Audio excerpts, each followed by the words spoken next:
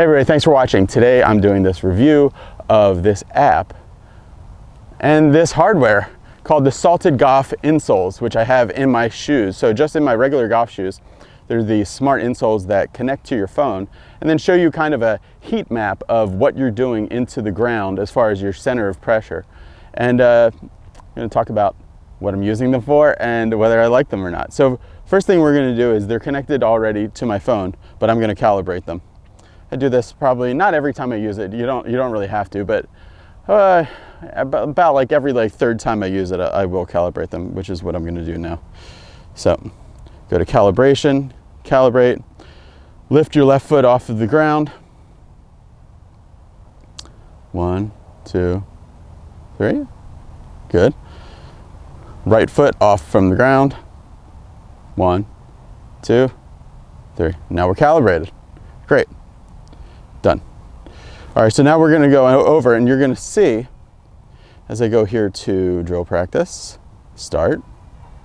So you're going to see, there we go, 100% into my right hand, my right side there, and 100% into my left side there. So almost every ground force video that I've seen, including the ones we made for the driving force, is always like from a face on. But then when you see the pressure trace, it shows you in a down, eagle eye view of like if you're watching it yourself, and I'm gonna mount it here.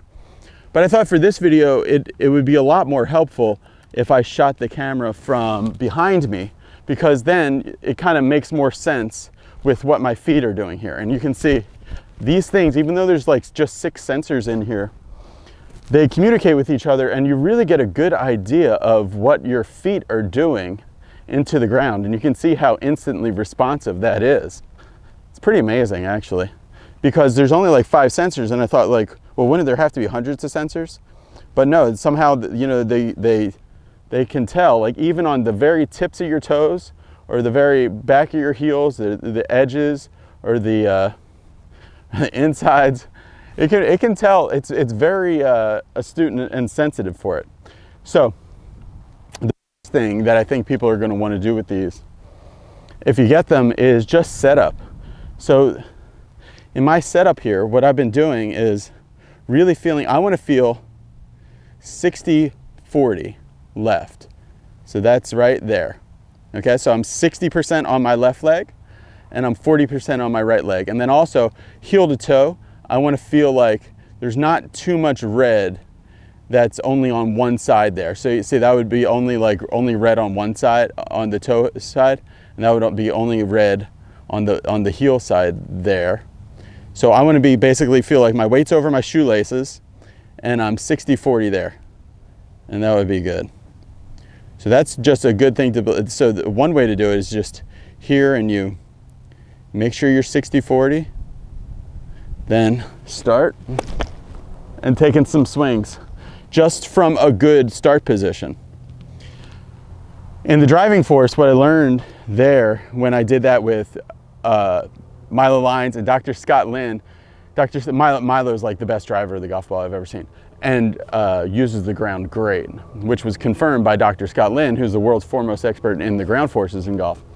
And that's in the driving force. But the main thing that I learned in doing that is that the way that you can tell how consistent a player is how consistently they use the ground. So if you normally do it a certain pattern, to retrain that pattern is very, very difficult. It's not an easy process. And it's not the type of thing where you can go to a place that has, say, or an instructor that has like a $30-some thousand swing catalyst machine, and they can just, say like, oh no, you're doing it this way. We want you to try to do it this way. Go figure it out yourself. It's so difficult and counterintuitive. You really do need some kind of way to train it on your own. So that's the really good thing that these can do, to train you on your own. And that's why I'm in the park, because when you are trying to hit balls and everything, and you are doing it with a different ground force pattern, maybe a better or more efficient ground force pattern, but a different one than you're used to, you will not hit the ball very well at first at all. Because if you're very used to having this kind of pattern, or something like that, or just a totally backwards pattern, let's say, and then you try to use a right one, it's gonna feel weird. So I really recommend doing this and taking a lot of air swings with these, and a lot of, like, I think underutilized thing in golf is wiffle balls and foam balls and things like that, almost golf balls, that kind of thing. So once I'm 60-40 for really any club, even driver or like a full wedge, anything. So once I'm 60-40 there, the first thing I want to do is I want to go 100, almost like about 95% into my left side. That'd be called your trigger move, right? So I want to go there before I go back. See that? And then back, see? So I'm 60-40 and I'm watching this. Then I'm going there. That, and it's fast. The main thing that I saw when I first started capturing some swings on these is that I saw that, see if I can do it in the pressure trace, I saw that in the pressure trace, it was going this way, kind of, yep. Yeah, it's going this way into my heel, see that way? And that kind of goes along with my inside takeaway, so I'd be going this way, rounded about. It was getting very hot in the heel, and that trace was going like this. You know, if these were the 2 feet, my trace was going towards the heel this way. Then in transition, the center of motion was going up and then straight across. You'd rather have straight back and straight through. Even better is if you could get it to go straight back a little towards the heel and then straight towards the toe, kind of like in a slight curve back and through. That's really what you're going to see in a lot of the best players. When I'm talking about ground force pattern, that's how this is really helping me. So if I go into a different mode, because there's basically 3 pressure moves that I'm trying to do in the golf swing now, since this stuff I learned from the driving force. And if I turn this on, the feedback area on, and this is going to start beeping now. All right, so you see that red box there. So when I go outside of that red box, it's going to make a beep, which is good because and you can adjust the size of that red box. But what I'm trying to do is hear a beep for my pressure left. That's my trigger move. And then I'm trying to hear another beep for when I get to the top of my swing. And then a third beep that should coincide like just at or before impact. So I'm trying to hear 3 beeps in my swing here. And you can see I can really feel it even if I pick my feet up. And the thing also too, like sometimes Be Better Golfers or they send me their golf swings through BeBetterGolf.net that I've been posting a lot of content to, separate from the channel. And almost without fail, like 70 to 80% of them, the people who send me their swings, have this kind of motion in their backswing, where their hips drift this way. And see in the pressure, I would probably see like up to like 100, there's almost 100% there. So where they're going this way. So the thing is, when you're working with the forces, you can kind of get it or cheat it by going with a lot of body motion to get the forces right. I'd like you to get the pressure correct without moving your actual like motion and mass this way and that way. So I'm gonna put this little stick here.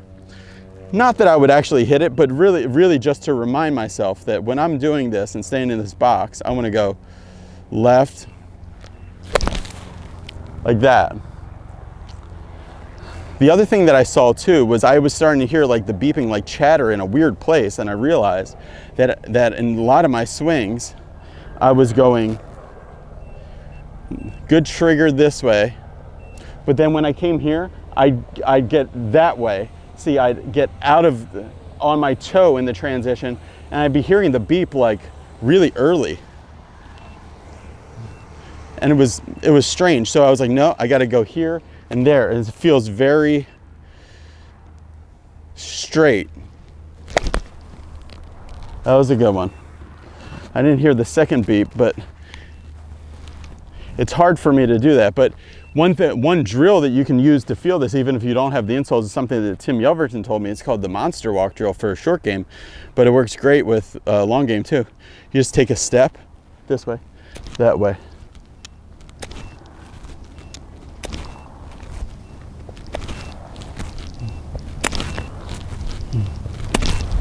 And that just kind of gets you the feeling of, hey, the pressure goes to a place before the motion gets there. What I mean is, watch how the pressure gets there. See the beep, and then the motion. Beep, and then the motion. You can't really do it in positions.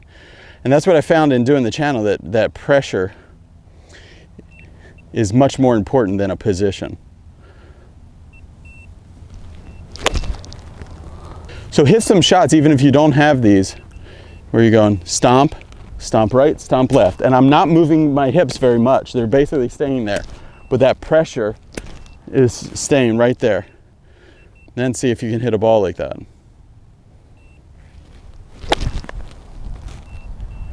Good. Okay, now let's go to another mode and shut this beeping off.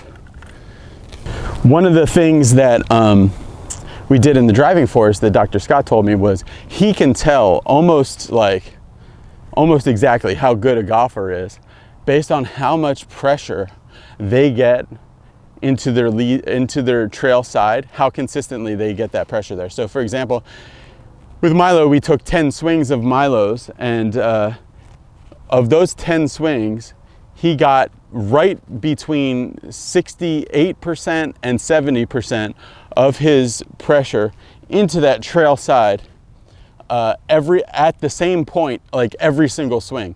And when we took 10 of my swings, it was like sometimes 70%, sometimes 85%, sometimes 72%. It was like the variation was like this, where Milo was like, he's doing this pattern the same way every time. All right, so I'm gonna do a little practice with the Salty Golf insoles, and this is, I think, a good way to do it. It's important not to because there's a lot going on.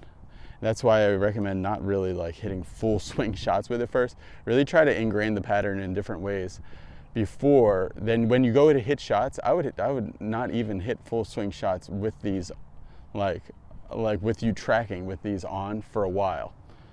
What I'm going to do, and even like I would recommend even anybody who's using these for a long time do it this way. I'm just going to be hitting like 45 or 40, 45, 50 yard carry shots with these. And the main thing I'm looking for, the first thing, is just where my weight is before I even start any motion. So I went just shy of 60%. So that's perfect. I'm just double checking that and kind of imprinting this position in my mind before I take a little pitch swing. And then I want to go left, right, left. Like that. That's really good. So same thing, just really ingraining this pitch swing impact. So I'm there.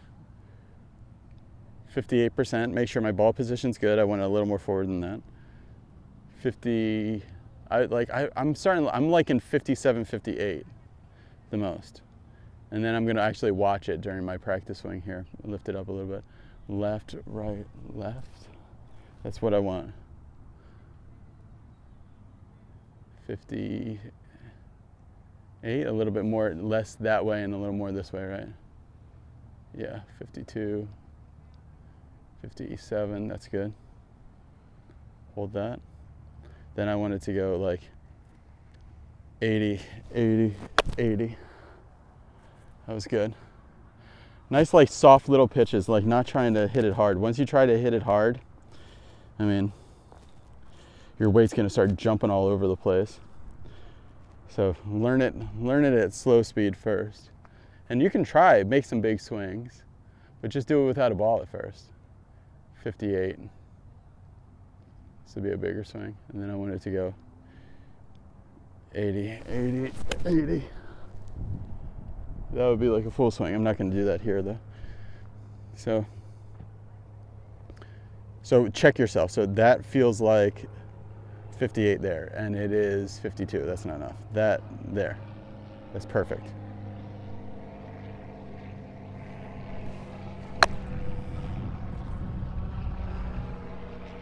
That one it didn't load. I just didn't release it at all.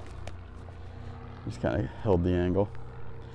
So what I want to do is here and be there. Just check where my feel and real, I'm matching that up. So that feels like 60, and it is. It's 57, that's good. That was great. Let's do that again. So I'm gonna start to get into this good feedback loop, matching up what I think I'm doing with what I'm actually doing, hopefully. So I'm gonna go here. I'm just gonna check my weight first. I want 57. That's what I've decided I like the most. 57. Oh, that's perfect. 57. And hold it there. Yeah. Then I'm gonna go left, right, left in that kind of straight back, straight through pattern.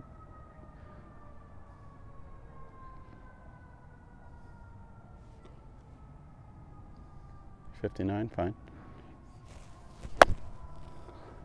Oh, now I'm hitting it good. That was really good. All right, so now I've got the video analysis portion of this working.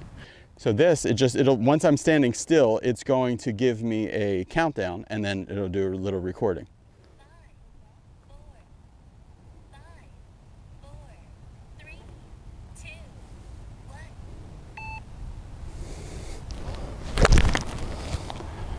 1. Okay, this is a decent shot. So we can see my weight is a little too far on the left side. And then as I'm going back, I'm getting it going back pretty straight, but not enough into the trail side. So now we're gonna do our second swing, and after learning what we did on, should be able to make an adjustment and improve a little bit. And what I learned on that first one was that my weight was too far to the left at setup, and then didn't really get back to the right much at all. I basically just stayed on the left and did for a second went right, then left again. What I'd rather have, and it's gonna feel to me like I'm gonna be more centered, and then I'm gonna be doing more of a walk as I hit this shot. So just like this. I'm gonna wait for her to say recording or beep for recording. 5, 4, 3, 2, 1.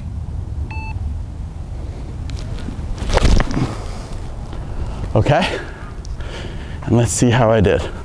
Great backswing, top of the backswing position. All right, so here you can see I was a lot more centered. Let's go all the way back to setup. So 58.42, so perfect. And then went left just a tiny bit, not much. Might not have even caught it. Then I went back and got most of my weight, about 53, into the trail side there. And then it started to come to the lead side. And you can see that trace line is going from heel to toe, which is pretty good. Could be a little straighter, that's a little extreme. And then went through the ball pretty nicely. Really how I've been using this is as a biofeedback station at my house, where I'm checking my setup, and it's where I think it works the best. Not only I think the tech of it works the best that way, but also for actually getting you better, I think this is the best way to use it.